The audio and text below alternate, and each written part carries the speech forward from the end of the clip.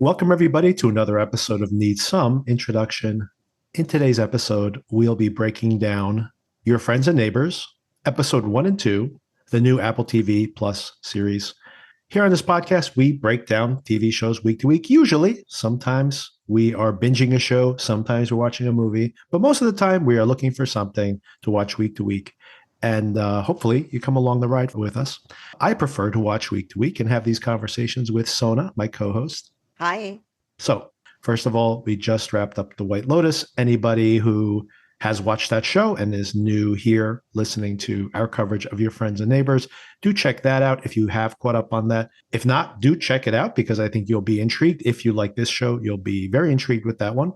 Dealing with some of the same themes of what, you reach middle life and you supposedly are so successful. And the question is, what was it all for? And am I really happy? And of course, a question we are all asking ourselves in our middle lives.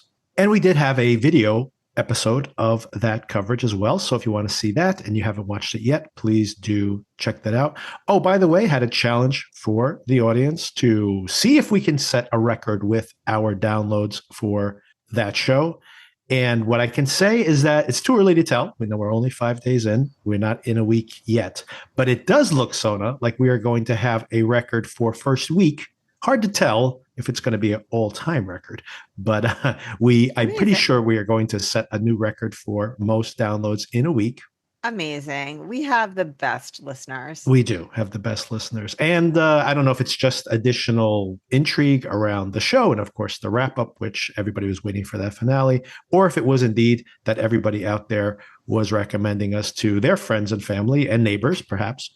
If you haven't and you were planning on it, just a reminder to do that and see if we could set a record with those downloads. But like I said, we are ahead of the previous episode, and I think we're on track for a record for at least for the first week. So thanks for listening. Thanks for forwarding us to and sharing us with your relatives, friends, coworkers, neighbors, your friends and neighbors, yourself.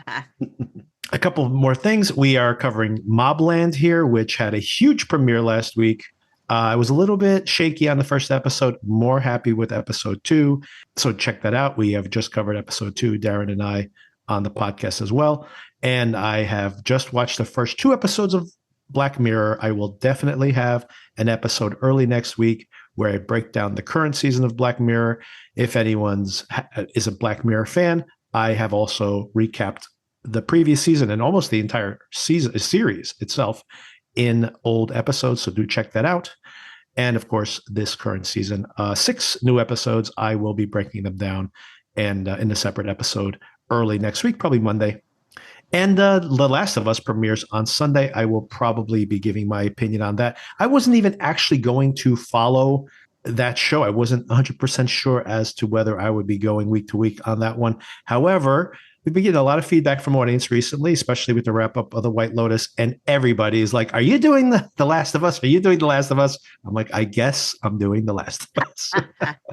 Wasn't a huge fan of season 1, although what an incredibly well-made show. I just don't know if it was differentiated enough from other zombie stories.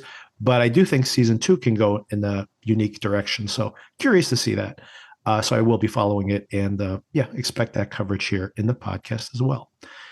Sona, I know you have not watched Black Mirror in the past, but maybe some homework for you and do with this as you will. I was curious to get your feedback on the first episode of this current 7th season. And this is an anthology. You do not need to watch anything else in the Black Mirror universe to watch this. So I'm curious for you to watch it. And I can't tell you why I want you to watch it because it would be a spoiler. So intriguing. It's less than an hour long, so it's not a huge time commitment. But I'm curious to see if you watch that because, well, for reasons. So okay. That seems like a very reasonable ask. So I will try and do that. Rookie question. How do I watch Black Mirror? Netflix. Okay. Gotcha. It started, for anybody who doesn't know, this started 14 years ago as an anthology series in England. Charlie Brooker wrote all the scripts. And I watched these as bootlegs. They were not available in the US for years. And then maybe 7 or 8 years ago, Netflix bought Black Mirror. And they put the old UK shows on and a lot of famous people on there. Daniel Kaluuya, before he was a star. in the first original British shows. Jesse Armstrong, who wrote and created Succession, wrote one of the episodes in that first season. So a lot of really famous people who eventually became very famous, and very famous people behind the scenes. Jon Hamm, by the way, appears in a Christmas episode of season 2. This is when he was still making Mad Men back in the day. He was a big fan of the show, even though it was not available in the United States, probably watching bootlegs just like I was. But yes, then season 3 came to Netflix. It got a much bigger budget, all-star cast, a lot of famous people in those. And now they're on season 7 of the show. But these are always just a handful of episodes per season, quote unquote. So I think they're only up to 30 some odd episodes total. So a pretty quick binge for anybody who wants to binge this show. There are Easter eggs if you watch all of it, but you don't need to. So anyway, Sona, I was just curious to see what you think of episode 1 of season 7, which is just premiered this week. I will check it out. Okay, great. One last thing I wanted to mention is I had mentioned to you, Sona, Dying for Sex with Michelle Williams, about this woman who gets a cancer diagnosis and deals with it by going on a sexual odyssey late in her life, midlife anyway. I mean, late in her life period, considering her prognosis. I've only seen about half this show, but I think it's very good. It's funny. It is not cynical. It is life-affirming in its strange way. I know some people have bristled at the fact that she, a lot of very conservative folks think that she shouldn't be doing this. It's wrong for her to do this. But I think the show addresses that and her questioning herself in doing this. But it's very entertaining. It's very funny, I think, even given its grim themes. So I would say in general, if this is intriguing to you, I would say check out the pilot episode. The pilot I thought was pretty good. If you like that, the show only gets better after that. So take that with a grain of salt as a recommendation. But so far, I have really enjoyed it. I assume you haven't sampled that yet, Sona. Is that correct? No, not yet, but it does look pretty interesting. So I may check it out. Yeah, I recommend it. Okay, this show, Your Friends and Neighbors, Jon Hamm, perfectly cast here, I have to say. So good. This is his first starring role since Mad Men, on TV anyway. Obviously, he's made movies. But recently, a lot of television he's been doing. He's on the most recent season of Good Omens on Amazon Prime. He was the villain in the most recent season of Fargo, which is available on Hulu. I'm just shouting all these things out. He was one of the leads in Landman, this season of Landman, which just wrapped up a few weeks ago. And he is also returning for yet another season of the morning show here on Apple TV Plus. I've not watched any of that show, but my wife has watched some of it, I think the first season. And he's back for another season of that. So he's doing a lot of TV, but mostly in supporting roles. And this is his first starring role since Mad Men, of course, his iconic role as Mad Men. And I usually don't like all this narration in the show, I got to say, but it all works perfectly for me here. He's so great in this role. I can't imagine this show working at all without him in the lead role here. I completely agree with you. First of all, did you watch Mad Men? Oh, yes, of course. Yeah. Okay. I kind of wonder if this is is this what would have happened to John Draper if he had to live in 2025? Right. I see some parallels, but also completely agree with you. I love this show. I think so much of it is in the brilliance of the casting, because I think it could come across as very heavy-handed, very cutesy, very on the nose. But I think Jon Hamm especially, but all of the actors here are really carrying it and making it fun instead of something that makes you roll your eyes. I completely agree. The script is maybe the worst part of the show. The concept is fantastic. The script is often so overwritten. It's so on the nose, like you mentioned. And if this cast, and we'll talk about this when we start breaking down the episodes, but for example, that bar scene is great. But amazing. it's so stagey. Those are the type of things that when I see them on TV could completely take me out of the experience. And by the way, I can imagine people having that experience, just being like, why are they talking so much? Am I watching a play, and being critical of it? And I'm very curious to see what the general audience reaction will be to this. But that scene was fantastic because the performances are so great. That could be a disaster.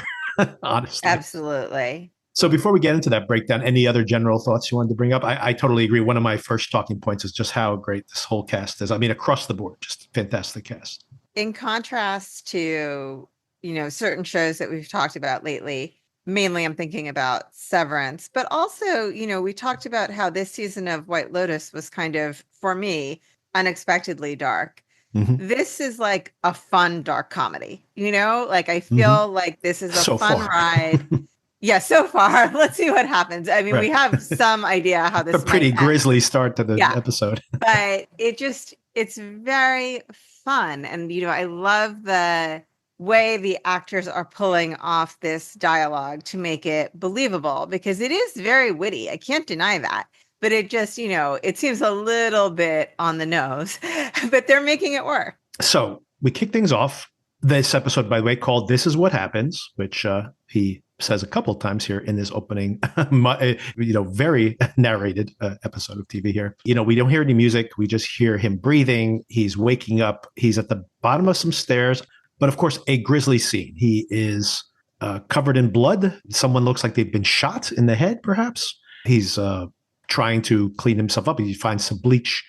That seems like a losing endeavor, trying to clean what's going on Yes. there with bleach. I think it's so far beyond that. You've got to call a professional, quote unquote, cleaner to help you with that The situation. wolf. You got to get the wolf. Exactly. When he was doing this, I was like, is he in his own house? He needs to dispose of that body before he thinks about any kind of cleanup. But I guess priorities. I think he's at someone else's house now that I think about it even more. He's cleaning up his footprints. I guess he's cleaning up where he fell in case he left blood, because then he's trying to not leave fingerprints on the handle as he exits. I guess he's just trying to cover his own tracks, but he's doing a terrible job of this. And of course, he ends up falling in the pool. So I'm not sure how he's going to get himself out of this one. Yeah. And this whole scene, speaking of things that might not work with a different cast and without Jon Hamm, felt very much like that, kind of overdone at this point. You might wonder how I ended up here, Mm-hmm, right? Yeah. And then like the rewind to 4 months ago. This has become such a cliche. Breaking Bad's done it recently, but everybody does this now, right? Where the season kind of jumps, fast forwards to the middle of the season, or oftentimes to the end of the season. And then you're like, how did we get here? Yes. Especially when you have, this is really more character driven. This is more of like I wrote down in my notes that this was like Fleischman is in trouble, but with a criminal element to it, right? There's a lot of that aspect to it. Another recommendation here, by the way, excellent show. So Fleischman's good. in trouble. But it very much feels like that, having this existential crisis about your success of all things, and white people problems, as they say. But it's, legitimate. A lot of us do have those white people problems. And not me. You have brown people problems, but they're similar. Yeah. So, I mean, this kind of framing device where they flash forward and then flash back is kind of overdone. Of course, maybe originated with Sunset Boulevard. I don't know if you've ever seen that, but very famously, the opening scene is someone dead drowning in the pool, and then he narrates the movie. This is how I died. But anyway, that's a great film, by the way. If no one's ever seen that, please do track that down. It's old, but it's one of those old films that feels incredibly contemporary. Not so dissimilar from what happens here in this episode. Maybe that's a callback for him falling in the pool. What did you think of this? Like I said, it's kind of a cliche, but I think the show might need it. I'm very intrigued at where we're at this moment and how we get back to this point. They're committing to this. This guy is definitely dead. And he's probably implicated in this in some way. I liked it. I do agree with you. And I said myself, it's become a bit of a cliche, but I just think Jon Hamm is selling so much of this, absolutely, of everything that's gone on in these first 2 episodes. And I love it. He is just such a fun actor to watch. Yeah. Yes. He's so compelling. I totally agree. And this is, he plays goofy comedy a lot of times because of the Don Draper character. So he tries to lean away from this type of performance. I think this is the first time he's fully embraced it, maybe even more so than Don Draper himself, because Don Draper was more complex. This is the first time he's really just leaning fully into being this type of character. It's using his innate charisma to the nth degree. It's like the perfect casting. Obviously, the rest of the cast as well being so excellent, but I honestly can't imagine this show working without him in it. The pitch of being one of the most self-aware finance guys I've ever seen in my life. Right. It's a little bit hard to believe, to be Right. honest. Right. Yeah. But he is making it work. Yeah, and I'd say I'll give the show credit for that as well. So much of episode 1 feels like it is playing with cliches, and I worried. This works for me. This fantasy, this specific fantasy of someone who is indulging in these excesses, but then self-critical and critical of the culture. It's so convoluted, but it really resonates with me specifically. I feel the critiques of the culture that he has, and of course, at the same time, wallowing in all of this excess as well is very fun to watch. So for me, it works very much as that fantasy. But I did worry a little bit, and for people who've only seen episode 1, the cliches here are so strong, specifically in episode 1. All the women are very one-dimensional stereotypes. He is so put upon, and primarily, this is almost feels misogynistic, primarily put upon by these crazy bitches be crazy, like that's basically the mantra of episode 1. To the show's credit, and I want to shout this out for people who give up after episode 1, to the show's credit, and I assume this is going to continue to happen, when you get to episode 2, you start to see that he's his own worst enemy in a lot of ways. And these women are way more complicated and the things that they want. And they have the same thwarted wants and desires that he has. It's just that in the first episode, we very much are seeing the world from his perspective. And then I think I like that opens up with episode 2. Yeah, I have a comment about that as well, but I'll hold it. Yes. Okay, great. Yeah, I think that there's going to be many things to talk about in regard to that. Some people behind the scenes, first of all, directed by Craig Gillespie. He's been around for a while. He made Lars and the Real Girl, which people probably have seen. Many people have seen. He did that Fright Night reboot. So started with horror films and some of these more genre films. But most recently, he's made his reputation making I, Tonya. He directed that Pam and Tommy Hulu series that we watched last year.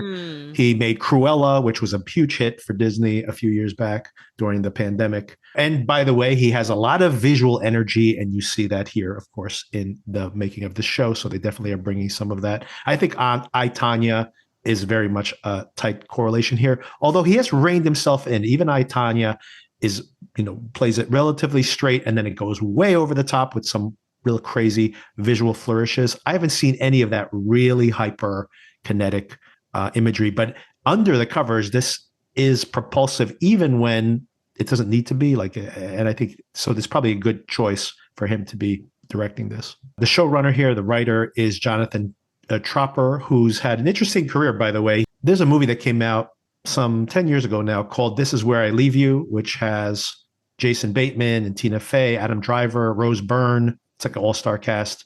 Catherine Hahn. It's a very dysfunctional family. The father dies, and all these kids come back together, and they all have to live under the same roof at the same time. And it's all the dynamics of that. And this was like a semi-autobiographical novel that he wrote. And what's interesting about it is that his novel work is very much like that. These kind of personal, family, complex dynamics. And yet the TV shows that he's produced or he's showrun were Banshee and Warrior, which were both very successful, but both action shows.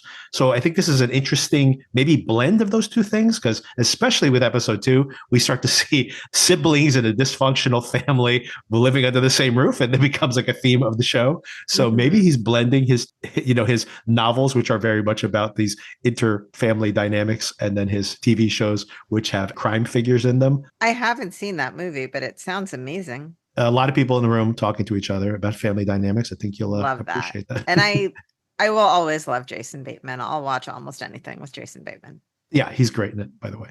Everybody, I mean, that cast is incredible in that movie. The movie's just okay. The cast is really good.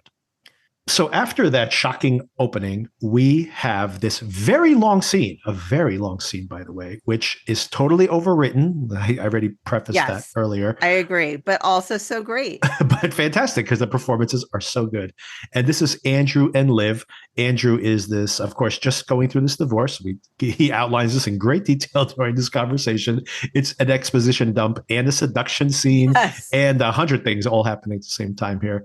But it also has some thematics here between the dynamics between a man and a woman, between these generations, generations clashing.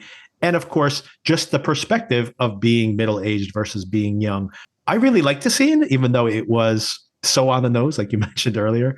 I think it was fantastic. I agree it was overwritten, but it kind of felt like the idea of saying all the stuff out loud that we're always thinking, but no one actually bothers to say about these age gap relationships. As I became middle aged, I understood. I kind of get why a middle aged man is looking for a girl in her 20s. Right. I really do. There's just a glow to a woman in her mid 20s, like her whole life is ahead of her. She has not been beaten down yet.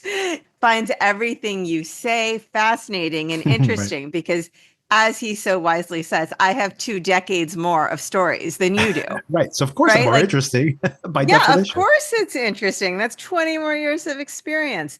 So I loved how he distilled what this dynamic is about and why it can work for both people for a while, but Yeah. inevitably is likely doomed. I loved how he kept referring to her as 27 years old and she kept correcting him that she's 28. 28.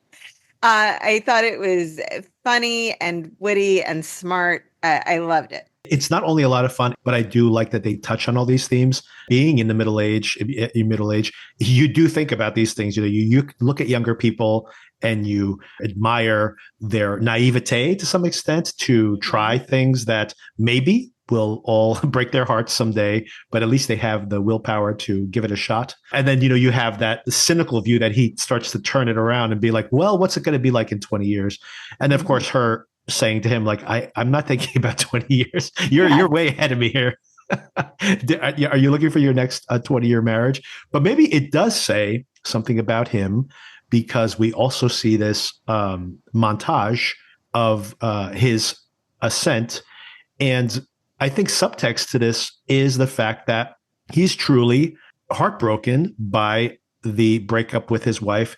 And I'm not sure if it's specifically his wife, but like you said, it is the whole idea of who you are when you're younger. When you see that whole montage of them in the apartment, and then she moves into the apartment, and then they're having great sex, and they're teammates. They're working together to build this life. They're on the same track. They're supporting each other. They have all these expectations. And while your foot is on the accelerator, and I think we all appreciate this, while your foot's on the accelerator and things keep changing and your life keeps evolving, you don't question whether you're on the right track or wrong track because you have just all this momentum of what's happening. And then the kids come and they get the bigger house and then the bigger house. And then this whole montage hits the brakes when she's cheating on him with one of his best friends. Mhm. And again, women in general in this particular episode are seen in negative ways, but then much more complexified, for lack of a better word, in the next episode. But in this moment, it's very much him being the victim of all of this. But I think it's very important that then all of a sudden we smash cut to him renting this house in the same suburban neighborhood, still with a very flashy car though, but in the cheapest house in his particular mega mansion neighborhood that he's living in to be close to the family, which probably still costs a fortune to subsidize yet again another house. You really see that he's probably fallen into a depressive funk and he's blaming her for it. But what's really happened is that he has lost that acceleration of youth, right? And of course, we see that going back to that conversation. It is like he's talking to her, he's talking to that younger version of himself, he's talking to the younger version of his wife. She's like, hold on a second, buddy. I was just looking for some fun. Uh-huh. First of all, I have to say I love the line when he's talking about when he's younger. No one will ever have sex with you again like she had sex with you in that cheap little apartment. Yeah. Not even her. Not even I, her. I thought that I was loved fantastic. that. Exactly. Yes. And I think it did a lot to build sympathy very quickly Yep. for the situation his character is in, because you see how he's been on this treadmill and he's been making it work and he's been moving forward. And, now you're leveraged, which is kind of the same thing as being in Yes. debt, but you have something to show for it. Right. He's just keeps moving towards that target, which keeps shifting forward more and more, bigger Right. house, another kid, Mhm. all of that. And then to have it all come to a screeching halt. I think it did a lot in a very short amount of time Yep. to build a solidarity with the character about how devastating that Right. is. And now you worked so hard for this big, beautiful house, and your wife is having sex with another man in it and has kicked you out. And you're living in this, with your fancy car in the smallest house in that same neighborhood. On top of all that, he has like no Right. furniture. Hmm. He hasn't even decorated the place. So I mean, hopefully, or maybe he's still hoping that this is temporary. But this has been ongoing for a very long time now, over a year, I believe. I think they said 2 years ago. For Yeah, some reason, I think they said that. Yeah. yeah, I think you're correct. Yeah, he's still holding out hope, perhaps, that this is all going to reverse itself, or maybe he's just in depressed and he's just trapped in this depression. And then, of course, he gets fired by Corbin Burnson here. Oh my gosh, that's Corbin Burnson? Yeah, you didn't recognize him? I did not recognize him at all. And this is someone who's seen every episode of Psych. I got to go back to that. He supposedly gets fired because of this impropriety with this younger woman. And we discover by episode 2 that that's not the case. But I find it interesting that there is almost like this thematically the rich white guy, like the themes of White Lotus season 1, by the way, is being Me Too'd out of their career and how women are imposing and the younger generation and the changes to the economy. It's basically like a grumpy middle-aged white guy complaint suite in this first episode. But then, of course, we discover, and we'll get to it eventually when we get to episode 2, that this isn't exactly what's happening at all. As a matter of fact, this is just something he's being set up, basically. And I have a comment about that reveal, but I'll wait. Was that in episode 2 or episode at the end of episode 1? I think it's the end of episode 1 when that reveal finally comes. I think it's the end of episode 1. Yeah. I think there's a couple other things that work really well with the casting of Jon Hamm, and it almost feels like this show probably was written specifically for him, because it's not only the charm, the fact that he can be this scheming guy and even be a bad father oftentimes over the course and be selfish, but also a good father oftentimes. Yeah, I mean, I think we're seeing a very complete character depiction there. Oh, yeah. I'm not trying to say that he's 100% a bad character or a bad person. I'm just saying that he is oftentimes, he's not the victim that he makes himself out to be in his own narration. You need someone who's charming enough to win you back. And I think he is able to do that. And his charm, obviously, is an innate charisma, has a lot to do with that. But there's other reasons he's so perfectly cast. He does so many TV ads, right? He does all those truck commercials and things. His voice is like recognizable as a spokesperson. So every time he starts to pick up something that he's about to steal and he goes into like advertisement mode, it's so funny. I hadn't thought of that, but that's a great point. But he also needs to have some level of soulfulness that you buy into. So, for example, by the end of episode 1, or maybe it's later in episode 2, when he starts to narrate that he's looking at all the people around him caught up in their day-to-day dramas, and he's judging them like, they don't deserve the things they have, which is a criticism that he even makes of himself. That could seem really hypocritical. There is some level, some sense that he is more soulful than just the things he owns, for example. And once again, you need to be able to believe that. I think, once again, perfect casting to have him there in that role. Agree. And I think that's maybe the biggest theme we see develop early on, all of this running and running and running to eventually, like he says, be able to afford the life he's been living this whole time, always in debt, always in debt. And finally, now here we are, he's at middle age. He can finally afford all these things he wanted. He has them all and he can actually afford them. And he thinks he is stable. He's at that moment where he now is on cruise control. It all falls apart. And he needs cash flow to keep subsidizing all these things, to the fact that he's on paper still very successful, right? He's going to get some kind of severance package, but it's not enough because his lifestyle is still beyond even that. I love the chemistry, by the way, between him and his friend or financial advisor or friend / financial advisor. Great. I think that's one of the best relationships here in the show. And they do a good job too in this episode of laying out why he needs so much money. Right, exactly. Right. We've seen the houses, we see his car, we see the daughter wants this facial treatment that it's only 3 times and it's $1,500 a session. Right. You get an idea of why the money is so stressful for him. And we'll talk about his sister later on as well, but that's yet another thing. Just you can imagine he's wealthy enough to have an apartment for her, to take care of her, where so she doesn't have to work and pay her bills. That now is suddenly this burden on him, right? And of course, when you have that cash flow, it's easy enough to say yes to. And this is something that becomes even more pronounced. I mean, it's right there from the beginning when his friend asks him to make the same donation. And he says, well, I just went through a divorce. And then eventually he relents and gives in. This is where I think by episode 2, things to get more interesting in their examination of him. So much of this, you can imagine, downsize the house, move in with your sister. If he is honest with the people in his life that he is in this situation, because theoretically he just needs to tighten his belt for a year or two and he can then be back on his feet. He can find another job. He can wait for this clause to expire so that he can start soliciting from his existing clients. He could rebuild a new book. All these things are possible. He can move somewhere else where it's cheaper to live and start over, but he can't. He wants to critique this world he lives in, and yet he wants to be a part of it.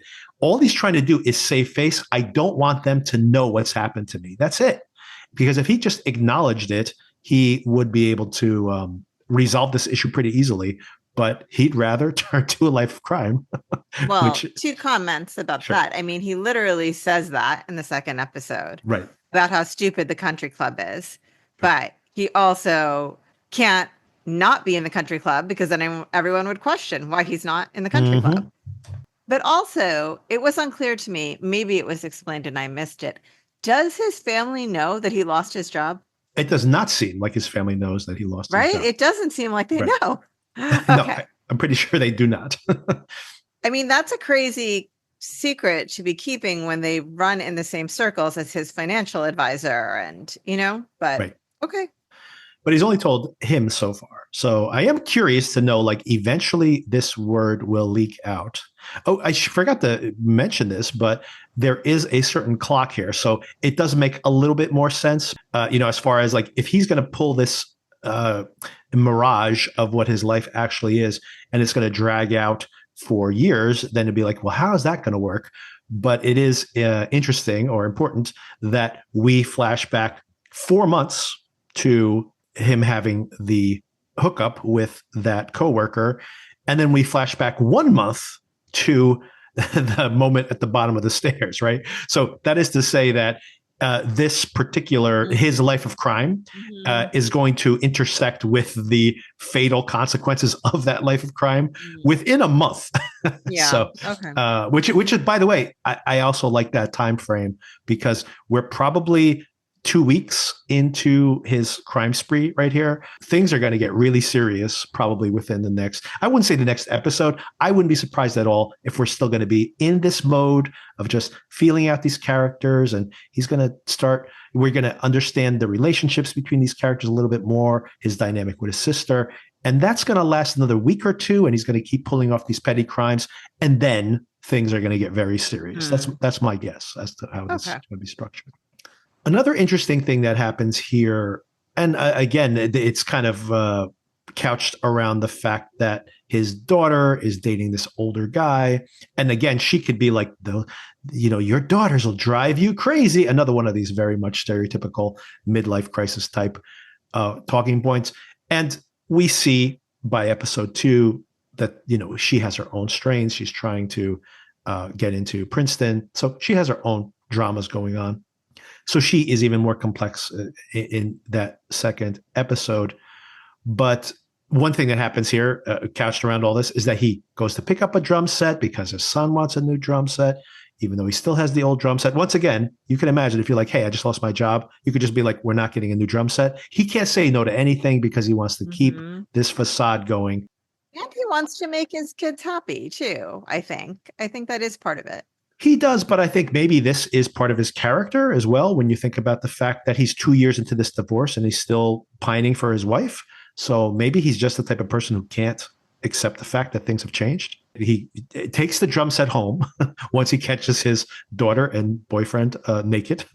Not a great thing to see when you have a teenage daughter, of course. But then he takes the drum set home, and there's an indication there that maybe he played drums someday back in the day. We might even see a drum set back in that apartment. I have to double check. But maybe he was once aspiring to be something very different than what he is as this Wall Street broker.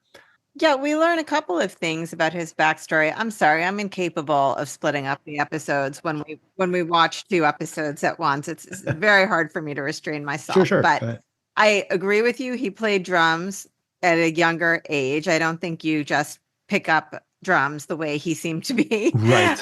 In that clip. And we also learned that he played tennis at Princeton. Right. So, I think they're doing a nice job of filling in his backstory here and there. Yeah, I think a lot of people probably have that experience of maybe he wanted to be a drummer. He was a teenager like his son playing drums in a band, and he had those aspirations.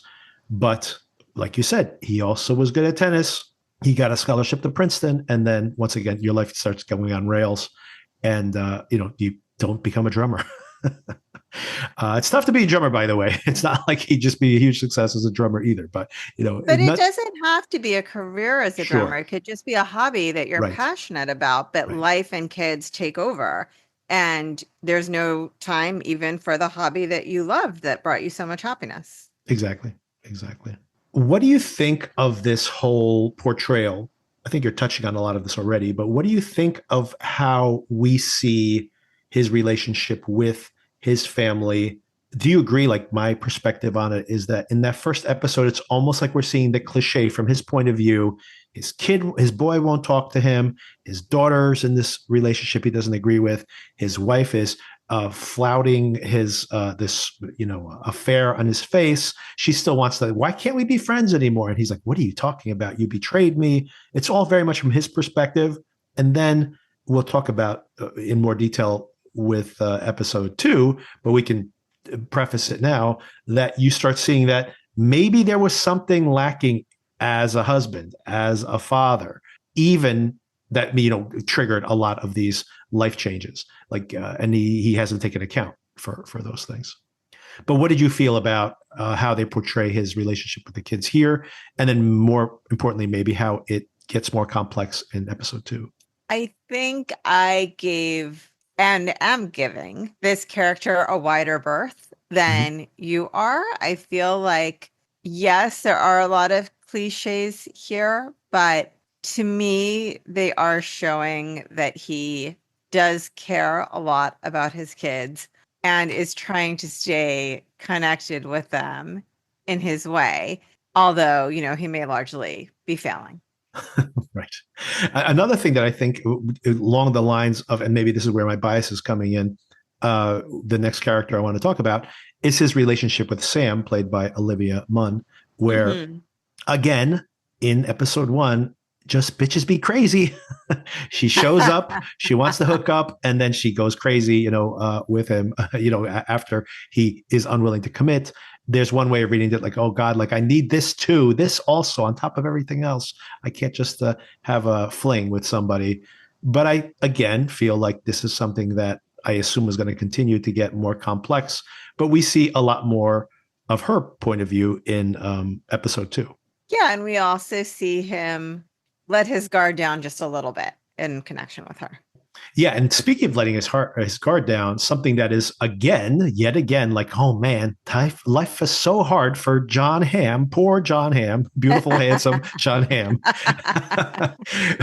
When we find out about his sister, and she's playing Radiohead on a lawn somewhere. Again, just another problem that women are making for Jon Hamm in episode 1. And I'm saying that sarcastically because I think that in episode 2.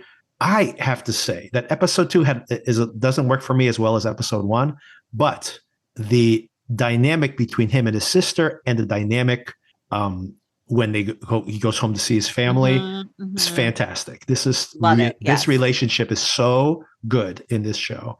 Well, The thing that is interesting to me about the sister, and I think this is not a cliche, actually, and maybe that's why I'm grappling with it. She seems to have some debilitating Yes. mental issues, Mhm. right?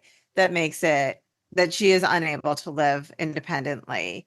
And he is being a really great brother to her in helping her and taking care of her. But also, she seems to be, as far as my exposure to characters in media, this is where I'm drawing all my inferences from. She's the most well-adjusted person with Yes. debilitating mental issues that I've ever seen depicted, because she seems to fully acknowledge and understand that about herself. And I think I'm not quite sure what to do with that type of character.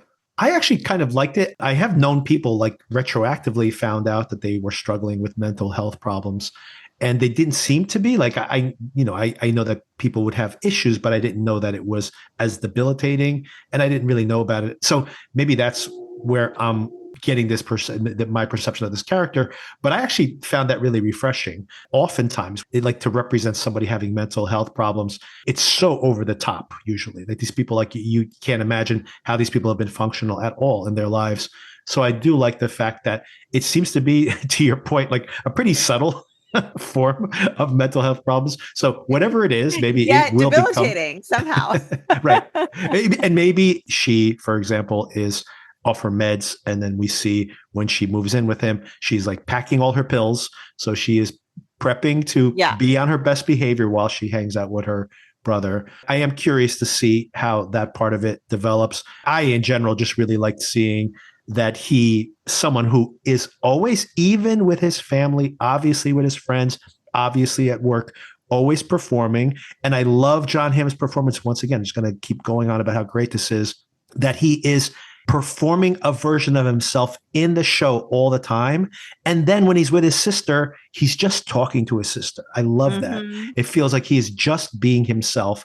And maybe that says something about this, underlying dynamic that you always have, with people who've known you your whole entire life. The subtlety of that is really well done, I thought.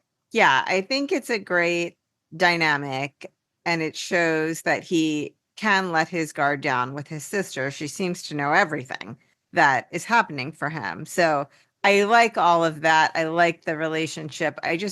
I wonder about how they're going to develop this issue of the mental health crisis or mental health issues that she's having, and whether that's going to become something that moves to the forefront more, Yeah. or whether they're just going to be zany roommates. I mean, unfortunately, because I don't love this trope that much, I do think that there's going to inevitably be some situation where he's in his criminal mastermind mode and he's got some, big heist going on or something. And he gets the call that his sister is roaming, broke Someone into on someone's someone's house and is, lawn yeah, playing the exactly. guitar. She's in her underpants running around in someone's backyard, like something's going to happen like that. So, but at this moment, I do like the fact that it's just kind of, they're both, accepting the limitations of their midlife and working it out together kind of beautifully, actually. I agree. And of course, he tells her everything. That's the other important point. We talk about how he doesn't tell anybody everything. He's not even 100% honest. He's pretty honest, actually, with his friend, his financial planner friend. So I guess that he has to pay him, and he also needs to, this guy's managing his money. So he probably does have to tell him exactly what's going on. He is his rabbi there to an extent. Of all the women in his life, for example, the only one he's being honest with is his sister. And of course, this all culminates. What do you think about this, turn to crime that he finally has? He has this resentment about this barbecue he's been invited to, and he has a bit of a chip on his shoulder, and he starts wandering around people's houses and walks into one of these giant walk-in closets, finds just a roll of cash, and that's the first thing he does: take this roll of cash and pockets it, and then he eventually comes back to this very house to do a watch ad. I don't know if this is a real watch. I'm not a watch guy. I mean, a But Patek Philippe is definitely a real watch. I okay, don't know well, if this particular model is a yeah, real watch, but I assume they are real then, if that's the case. A multi-$100,000 watch, that's pretty nuts. I can't insane, imagine spending right? that kind of money on a watch ever. Of course, you buy it as a status symbol, but then nobody wears watches anymore, right? That's the new thing too. So you can imagine someone buying themselves these status symbols or getting them as gifts. $250,000 status symbol watch. that they never watch. It's just sitting in, they never use, I should say. It's just sitting in a drawer somewhere. And he's just like, he won't even know this is gone. And he may very well be right. Right. So he absconds with the watch later that same week. And what did you think about this? Not only this first break-in, but of course the fact that the cops show up, and because he's just Jon Hamm answering the door, they're like, "Sorry to bother you, sir." We're going to have to suspend disbelief a little bit, I Yes. think. Mm-hmm. Yes. And I'm willing to do that because this is so much fun. I think the original home invasion, wandering around the house, Yep. was understandable because they made it clear that he was drunk. You know, he had had quite a bit of whiskey at the barbecue and stressed out with everybody talking to him about $60,000 of tables and all of that. So I could kind of get why he was poking around. The premeditation to come back, you know, Yeah. that doesn't quite track for me in such a short time frame to turn to that level, to turn to a life of crime so shortly after he lost his job. But I'm willing to go along with it. Yeah. I mean, honestly, you have to suspend a lot of disbelief here. The fact that they leave the houses unlocked, I think, is pretty realistic. The fact Even that, when you go on vacation, though. yeah, I agree. That's where I would say probably not. But he does check all the doors, so you can always miss a door Yeah. or a window. So I can understand that, especially when you have a big house. The other thing is like they don't have cameras in the house. Cameras are so cheap to have like a This camera system.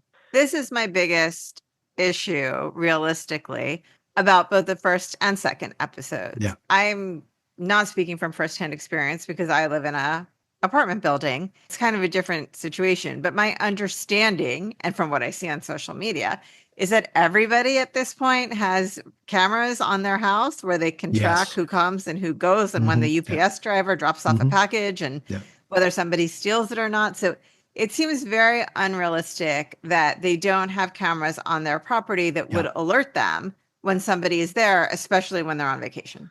Yeah. That's exactly what I was going to say. It is so easy. I know people who have like nanny cams inside their house in case they have someone working in their house. So they're so cheap now. And so nondescript. You could just leave them around the house. Although I would say most people do not, that I know, have cameras inside of their houses. So that makes sense to some extent. However, what you're saying, How about people with I pets, though? Because we yes, have yep, friends who have a dog that yep. are watching their dog while we're out. Well, in this particular case, I don't think he's been in any homes that have pets, which of course would Fair. make things tricky too. So I think that is, maybe that's all intentional as well. But going back Yeah. to your original point, the one thing that I don't buy at all, especially with affluent homes, is that they don't have cameras outside of the house. Like they definitely would have Right. cameras. I mean, everybody, where we live, people would like forward us their Ring camera footage of us dropping off the candy or whatever. And of course, that's part of it is like my daughter tries to drop the candy off when you're booing the neighbors without triggering the camera. You have to like sneak in from the side. A motion activated light also Yes, possibly. sure. With a camera on it. Absolutely. Yeah. And like I said, we actually have it where the kids will try to sneak in the homes when they're, trying to ding dong ditch the neighbors, which is something they like to do. So the kids know where the cameras are and they try to sneak around them. Even if we saw him scouting out, like, where are the cameras and coming up with a path where he can subtly walk in this other way where there's no camera or something. But we just see him wandering through people's backyards. I'm like, that would never fly. Right. If some random guy with a hoodie was just walking through people's backyards, everybody in the neighborhood would be talking about it. But I guess we just have to believe that these people are so privileged in this area, which might be gated or whatever, has like no crime, which he does specifically say they have basically no crime in this place, that they such a utopian expectation there in that area that they wouldn't even imagine that is happening. I guess that's possible. Yeah, and then also if it's a gated community, I feel like the security people would know the owners. Yes. I mean, not necessarily know them well, but well enough that they'd say you don't look like the guy that owns this house. Right, exactly. Like, isn't this where blah, blah, blah lives? Yeah, exactly. Yeah. And then he'd have to at least be like, oh, yeah, I'm driving them tomorrow. Like, he had to come up with something. Right. Yeah. Yeah. Yeah, it all seemed a little too convenient there. But maybe that also is teaching us as viewers that we need to suspend our disbelief a little bit. And to be honest, I can imagine people this all bothering people. Some of the critiques we made here, some of the overwriting we described here. But for me, I am willing to suspend disbelief because Agree. I love this fantasy, every aspect of it. It really speaks to something that I talk about or I think about all the time. This idea that we are in love with this gaudy wealth. And then I personally am so critical of it, but then you keep falling into these traps as well. And I think culturally we all do. So just the fact that it's engaging with that, I find intriguing. I love the Jon Hamm of it all. Him as a criminal, like I love him being like, this guy's a jerk. I'm going to steal his watch. I like that. I think we all feel like that sometimes. So all of this is working for me. So I guess I'll just have to accept the fact that it's total baloney that Yes. he would be able to wander into these people's homes. But maybe all of this will be addressed, by the way. Maybe he pulls off a certain heist. Then people realize they're being robbed. Then they're like, oh, I guess we do have to get a security system. And then the cops are around. And now he has to do these crimes for this pawn shop that maybe he's, now under the gun, that he can be revealed if he doesn't do this. So all of this may be setting up stuff. But for now, it just seems preposterous. That may be true. And one thing that occurred to me as I was watching it and questioning where the cameras were was, gosh, it's just a struggle in 2025 for people to come up with interesting plots that would not be thwarted by modern technology, right? Exactly. Which is The cell something phone we've talked problem. about before, right? Like that's why they'll make an excuse. Oh, there's no cell signal in this Right. area or whatever it may be. Everybody has to give up their phones for whatever contrived reason, because otherwise it's impossible to have a really interesting plot a lot of the time. It's very hard to make a traditional police procedural or horror movie or any of these type of films because it's just like, oh, just track their phone. All right, episode 2, a couple of things I want to say about episode 2 right off the bat. I didn't like it as much as episode 1, but I liked certain aspects of it very much. I like that they make the characters more complex. But I want to start things off by saying this is a terrible title sequence, a truly terrible title sequence. Right, with everything kind of Blowing being up. uprooted behind him. Yeah. And yeah. And I am a big fan of the Walkmen and of this vocalist in general. This is a terrible theme song. Terrible. So, as a fan of this singer in general, I did not like the song at all. But in episode 2, this is called Deuce, by the way, which of course is the tennis reference we make towards the end of the episode. And it's the second episode. Right, Deuce. Very good point. What did you think about Andrew's friend has set him up with this job interview and this whole thing where this is where we start to see that Andrew might be his own worst enemy and he refuses to accept what the reality might be. He has an opportunity to have this job where he can basically coach this younger guy. That's probably just nepotism that this guy has this job in the first place. And instead of sucking it up and going like, this might be all I can do, and I could probably sustain my lifestyle as it is, he's like, nope, I'm not going to tell anybody this is happening. I want my lifestyle to stay exactly the same. And I am not compromising myself. I am not basically just going to be the salesperson to build up someone else's book, even if it is some kid who doesn't deserve it. And not only are you going to say that internally and be like, I'm going to weigh my options, you're going to chew this guy out and embarrass him and potentially hurt your friendship with one of your best friends and embarrass this kid too, all this in one shot. This is a very realistic read that you just gave on the situation and what the character should do in his own self-interest. As a middle-aged person, however, who has worked with people younger than me, I loved Jon Hamm in his reaction to this kid. I loved him halfway through the conversation saying, whose son is he? It's completely clear. He's Yes. somebody's son. Otherwise, he wouldn't be here talking like this to me right now. I loved his very subtle, taken aback reaction when the kid starts saying, oh, your non-compete is not a problem for legal. He's kind of got that look on his face of like, who are you and why do you think you can insert yourself here? I understood why he was insulted at this offer. And I loved how he just went back at the partner there saying, it says as much about me as it does about you that we're having this conversation. I loved all of it. I thought it was super fun. Yeah, I think it's a lot of fun, but I do think that they're saying something about the character here. We're not hearing this as an internal monologue, which would be funny in and of itself. It is, once again, this wish fulfillment of all the things you wish you could say here as well. But it does seem like he is not doing himself any favors here. Well, he's a prideful person. That's clear. For sure. Yeah. But I also, once again, I go back to the idea that I don't think he is willing to accept the fact that things are changing, right? He wants what he had Because he's before. prideful. Yeah. Yeah. I also like the fact that, I think the women in general were very one dimensional in episode one and intentionally so, I think. Oh, by the way, I forgot to mention in episode one, he also turns out to be a huge movie fan for some reason. He has posters of like classic movies all over the place. He is watching an old black and white movie in the basement. He's definitely seen Sunset Boulevard, by the way. But he's watching this movie in this beautiful movie theater basement, which I wish I had something like that, while he's drinking this 25-year-old aged whiskey. So another thing I'd love to be doing while I was watching a movie in a basement. Also smoking a joint, I think. And smoking a joint at the same time. Yes, exactly. Like, man, he's just, you know what? Living the life. Even if he's just, yeah, exactly.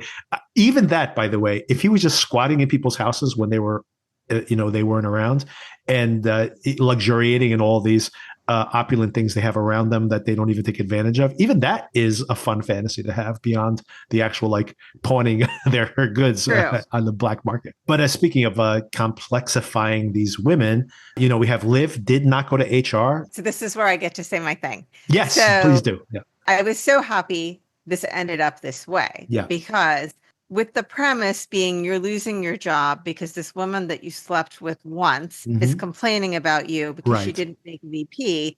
All I could think about during the first episode, well, not all I could think about, but one thing, the same type of woman who would go to HR and complain about that would have come to him first and said, I want this job. I want this title. And if you don't give it to me, I'm going to go to HR.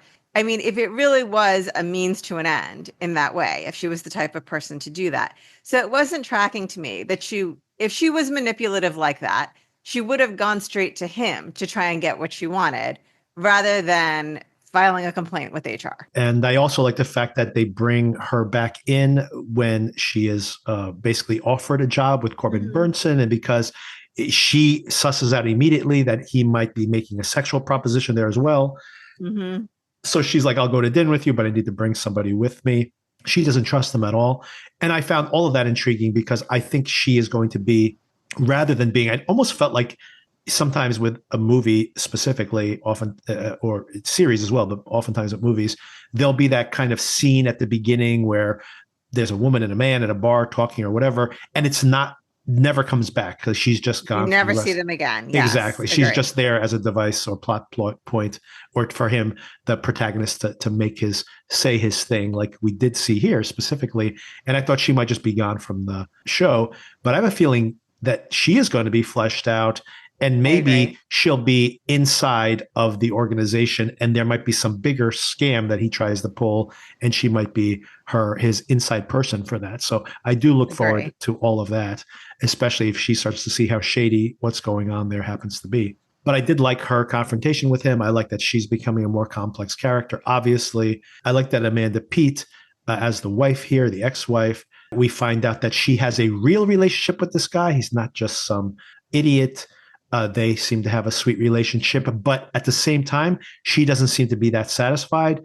She may very well be going through the same existential crisis that her husband is. And that would be really interesting too, that they are both dealing with this apart, rather than, once again, if they were maybe honest about it, they could have saved the marriage potentially. First of all, who could take any guy seriously that drives that kind of van? First of all. That's true. Okay. Although he is like it's apparently like an all-star NBA player, multiple rings. So 3 times. That gets you a lot of credit. I don't know if I could ever look past that van, but maybe. So I loved the insight into her day. I had assumed she was some sort of stay-at-home mom. Same thing. Yep. And I thought that even through seeing her go to the yoga class. Right. Then they show that she actually is a therapist, seemingly some sort of child psychologist or teenage years maybe, which is so interesting as we know that she's a mom with kids in the same age range, it seems, Yep. as the kids she's talking to, which I personally always thought whenever I had a friend whose parent was a therapist, I thought like that must be very difficult to have a parent who's a Right. therapist because they constantly think they are constantly analyzing you and trying to get to the bottom of things. And sometimes it's just not that serious. But anyway, when she's talking with the one patient about how he keyed a car in his anger, Yep. how he just feels this anger vibrating and he has to let it out some way. She has this look of recognition in her Exactly. face. Hmm. I thought maybe because of how underdeveloped she had been in the first episode, she was reflecting back onto Coop, that she was thinking she saw that in him sometimes. So I really love the payoff of this that we see later, where she's the one that's vibrating with anger Right. sometimes Hmm. and needs to let it out and ends up keying some poor stranger's car in the parking Yeah, lot. exactly. Innocent bystander there. I thought that was a really, for me, unexpected development that I really liked about her character. Once again, what the episode 2 wasn't as compelling to me as episode 1 after we kind of had the full setup of everything. And the plot wise, everything moves forward relatively little. But I loved in episode 2 some of the character work and definitely the wife and all of it. Like, even when you see Amanda Peet, who's so good, by the way, and doesn't work that much anymore, Always great. and she it pulls into the driveway and we see her with her new boyfriend and he's playing basketball out on the driveway and she has this look of she's content, she's happy to see him, but there's some longing there still. And then of course they play basketball against each other and they seem to have this really sweet dynamic. So of course we see them in episode 1 and it's like, how could you betray me? And then you see, no, they actually do like each other. She was unsatisfied for reasons we probably don't even understand yet, or maybe just some ennui that she's dealing with.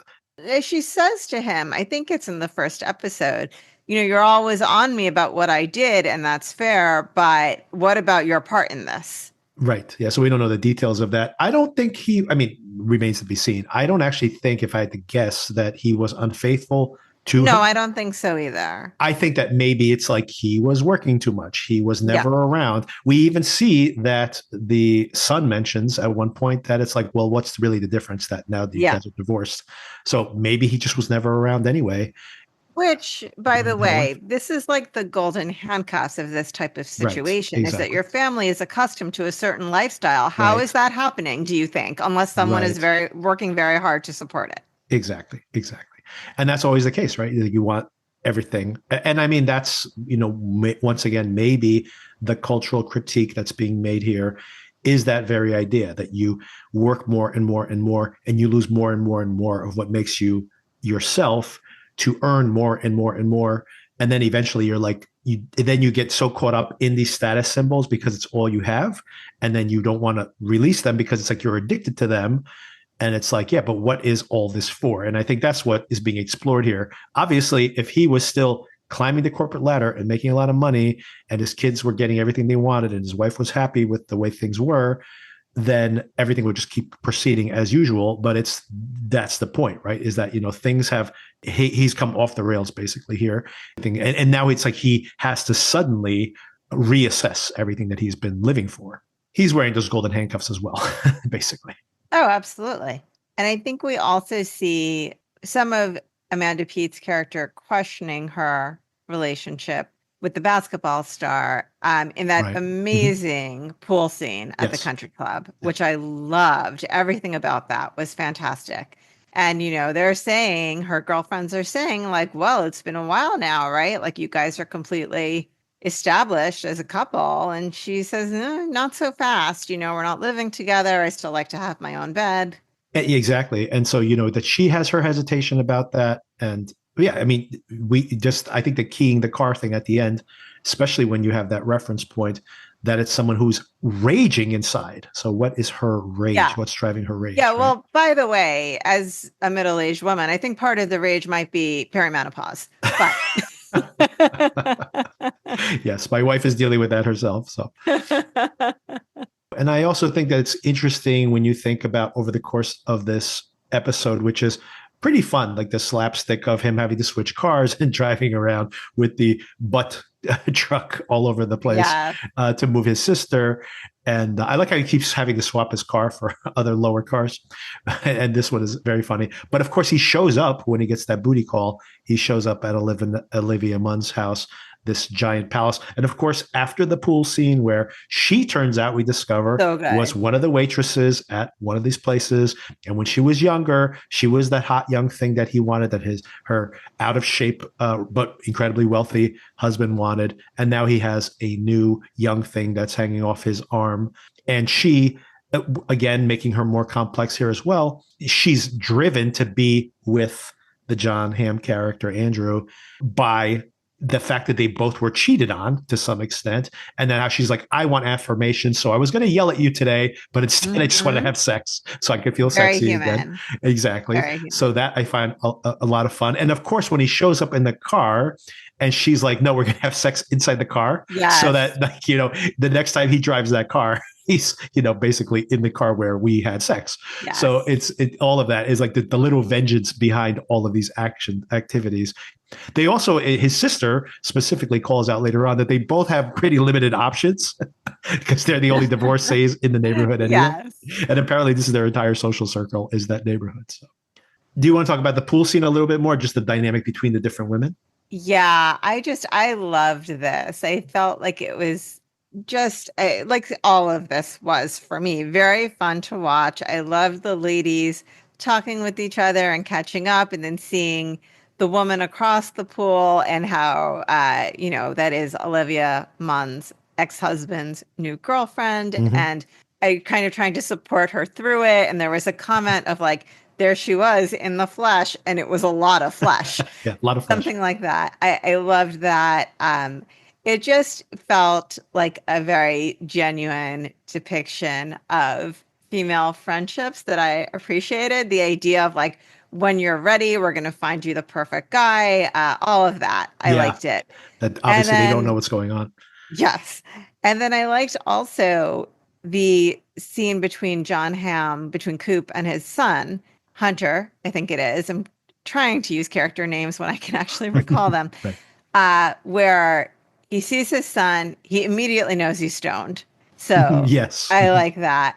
And I like the idea of like, okay, we're going to do this. You got to go switch keys with your mom. And he's kind of saying, do I really have to? And that you did the crime, you do the time. And just like Mm-hmm. sending his Yes. kid out there to negotiate that with the mom. I liked all of that.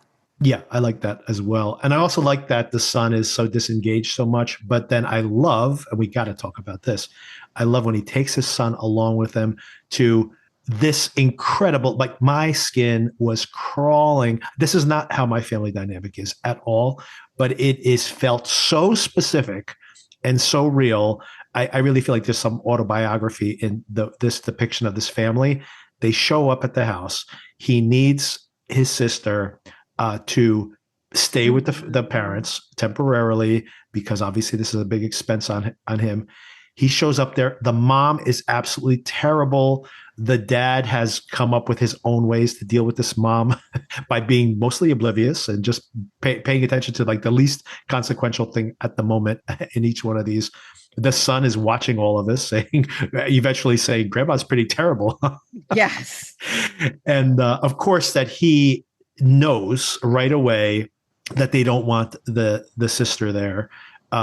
She still is talking about this. Is another thing that's such realistic about parents. She's still talking about, well, she ruined her life by walking out on her marriage. It's like Hmm. she had a mental A breakdown psychotic break. Yes. and she didn't do it on purpose to hurt you, mom. Oh God, this was like honestly made my skin crawl, but it was very But believable again, I mean, dynamic. maybe at this point she's back on her meds, but Yes. shockingly untriggered by her parents, this woman. Right. Yes. All true. But I love the fact as well that he's like, okay, good. I'm just going to drop her off. He goes upstairs and he realizes this is a real Hmm. love he has for his sister Yes. and empathy that she hasn't even prepped her bed or anything. So obviously she has no intention of this actually going through. And she's like, okay, change of plans. You're coming home with me. And Yes. which might be, one thing that does ground him because, we see him in that beginning of episode 1 in that depressive, shades drawn apartment or house, I should say. And he does not seem to be in a good state. He actually seems to be much warmer than anybody else than in any other scenes in this entire show when he's with his sister. So maybe it's all for the best. And I liked, adding more shading to the character when Hunter says, "You can have my room. I'm barely there anyway." There's like Right. a flicker of sadness across Yes. Jon Hamm's Right. face. Exactly. Absolutely. Speaking of sons here, what did you think of when he does decide to actually spend the night with Olivia Munn's character? I keep calling her by her character name. I know, I have Sam, to. Sam, Sam. Mhm. Sam. And her son is awakened in the middle of the night and he runs into him and then he goes and tucks him in. There seems something, he seems put off, like I didn't want this interaction to occur, but there is something kind of touching about him with this younger child. And obviously, what maybe he missed out on with his kids. Yeah, I thought it was a very sweet scene and very realistic, as anyone who's been a parent of a child that age knows. And I think, yeah, even, and I would assume you feel this way too. Sometimes I look at my kid who is not all that old, but I think back on that sweetness of being a Yeah. toddler, or this kid seems maybe 5 years old or so. Yeah.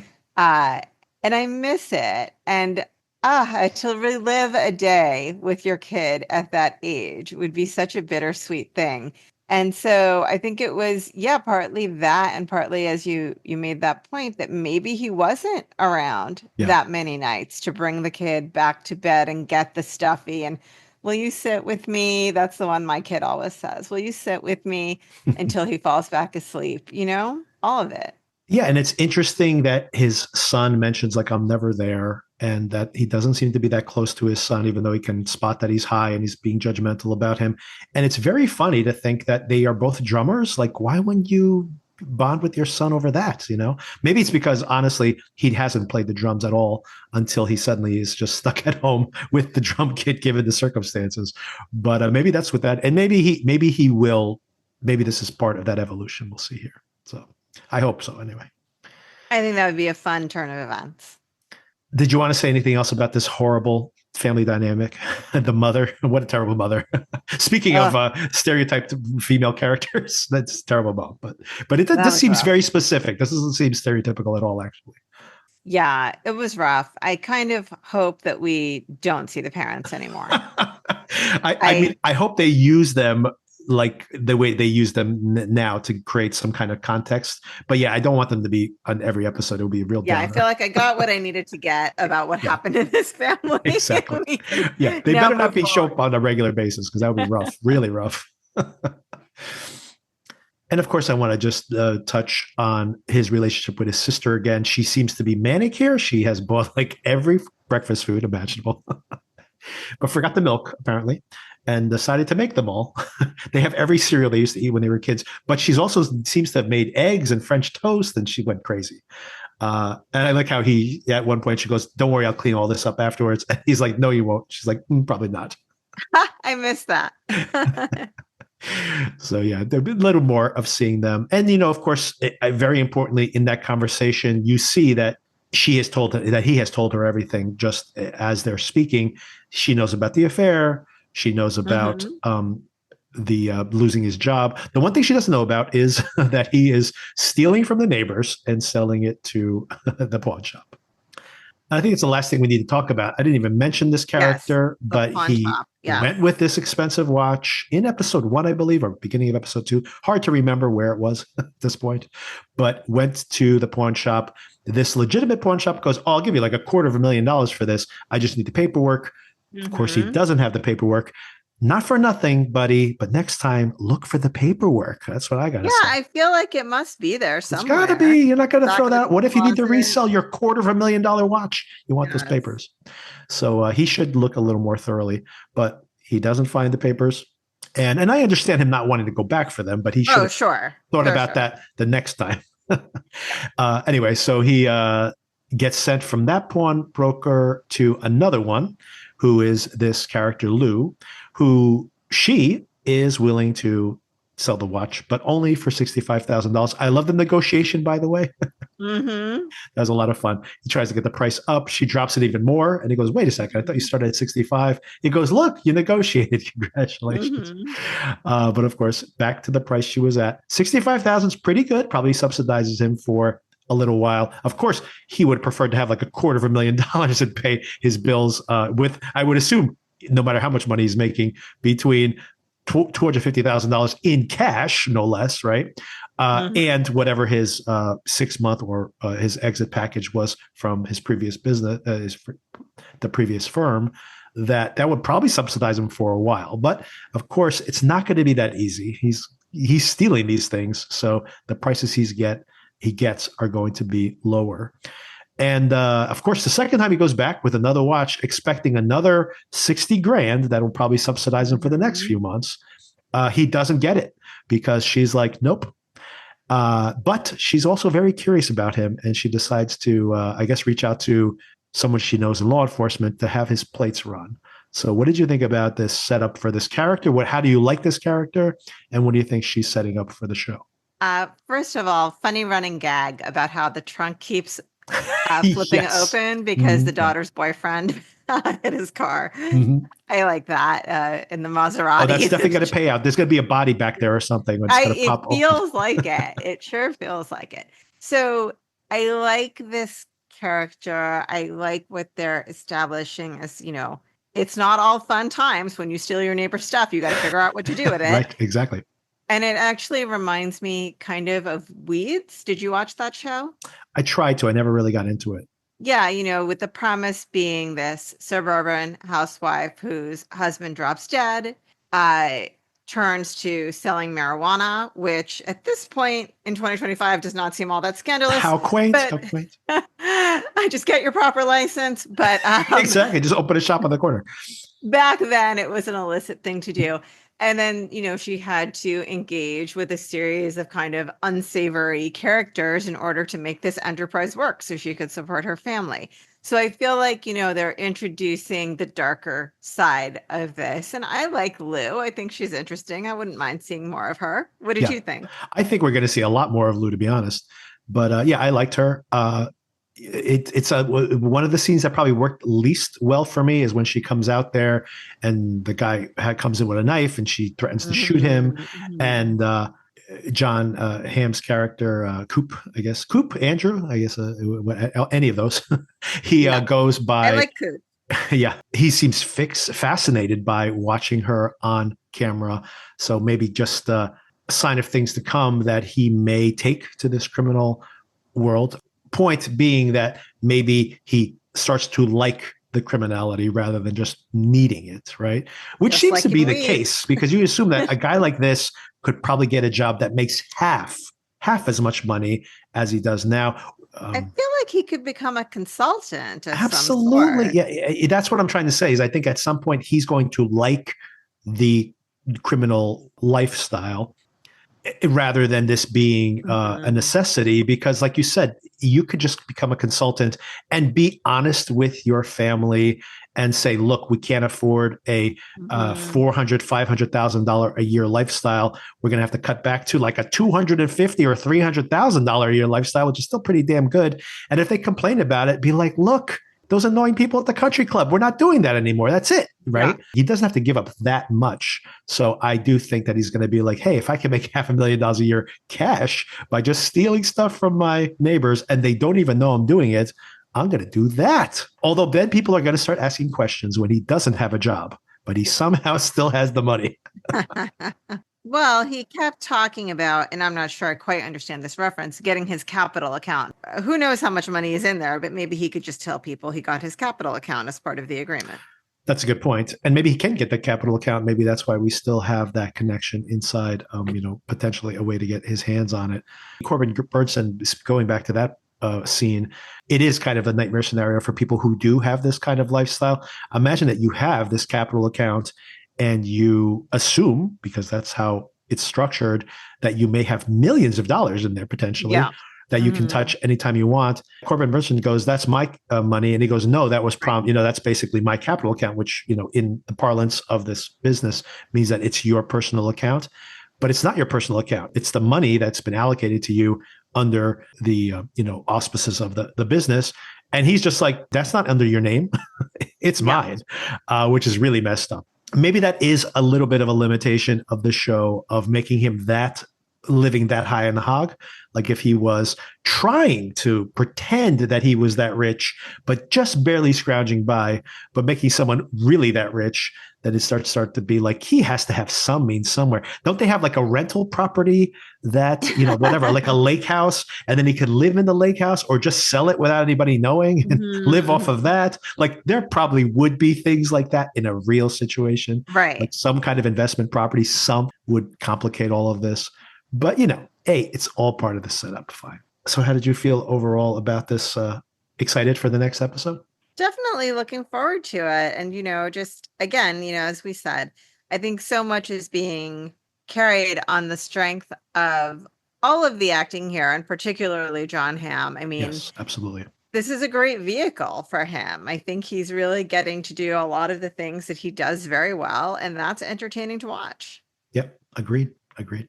So yeah, I'm very much looking forward to it. I want to know more about all these characters, which is not always the case for these type of shows. And he is great in the role. And honestly, even if the show is a bit of a disappointment, I probably would just keep watching it for his performance. I am enjoying it so far. I'm curious to know how general audiences will react to this, though. I'm curious to see what that reaction might be. I have heard critics have seen the entire show, and some of the reviews have been negative, by the way. Really? But I do hear that the second half of the season is a different show than the first half of the season. So interesting. People who were like, oh, I thought there would be more crime, or I thought this would be more like Breaking Bad. You may get your wish. I have not seen ahead, so I don't know what happens. But, given the way this episode opens, we probably are going to, the stakes are probably going to get much higher. And all this fooling around and stealing watches for some extra cash because he's too prideful to compromise the type of job he is willing to take. And then all of a sudden he's like implicated in a murder or something. Now he is obviously under the gun and the stakes have completely changed. So not I assume fun and games anymore. Not fun and games anymore. Yeah. I assume this is not going to be as much fun for him once, might be fun for us to watch him be trapped. Well, you said too, and I think I learned this from you, that part of the premise of this show is that in connection with breaking into people's houses, he discovers some of their dark secrets, right? Yes, that has been the setup in even in the trailer for the season trailer. So maybe and we saw that is, one couple had the SAT key, right? Oh, SAT good point. We forgot to bring that up. Yes, so that speaks to another level of this. And yes, so that might be the first of these mysteries that he starts to unravel. And who knows, maybe he stops stealing stuff and maybe he starts blackmailing people. I didn't think about that, but maybe it's not all about pawning goods. And because that would be limited over time, maybe that's the where things are headed here. And maybe that's what Lou really wants to see. If she can put the screws to him, maybe she's like, there's a much bigger prize here and he's just not seeing it. Yeah, that's intriguing. I had kind of forgotten that part of the preview. That could be interesting. Right. Could be good, right? I'm even more intrigued now. Even more intrigued. Yeah. And it would also bypass all the how is he breaking into these people's houses and all that stuff if that's no longer the case. Yeah, that's a good point. Blackmail seems like a much safer bet for him, honestly. And much more. I mean, you can get a lot more money from blackmail than by stealing a watch, even if it is a $250,000 watch. But I mean, especially think about these people. Imagine you're like, I can't afford to give you $200,000. Dude, sell one watch. Yeah.